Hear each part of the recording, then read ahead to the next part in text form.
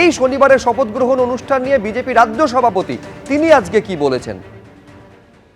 আগামী 8 তারিখ বিকেল 4টে আমাদের বিধায়ক দলের বৈঠক হবে, সেখানে বিধায়ক দলের নেতা নির্বাচিত হবেন এবং 9 তারিখ ব্রিগেড প্যারেড গ্রাউন্ডে সকাল 10টার সময় প্রধানমন্ত্রী, স্বরাষ্ট্রমন্ত্রী,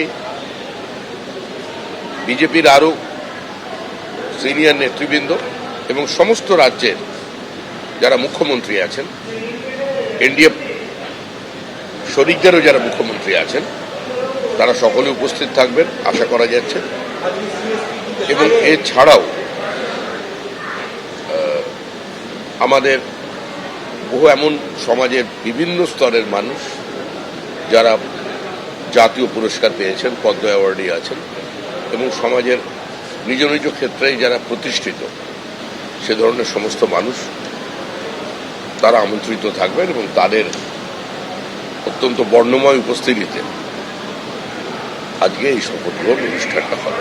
আমরা 2021-এ ঘোষণা করেছিলাম যে আমাদের সরকার রাইটার্স থেকে চলবে, তো সেই জন্য এখন সেখানের অবস্থা কি জানি না। যিনি নতুন মুখ্যমন্ত্রী হবেন তিনি সকলের সঙ্গে আলোচনা করে অবস্থা বুঝে ব্যবস্থা নেবেন।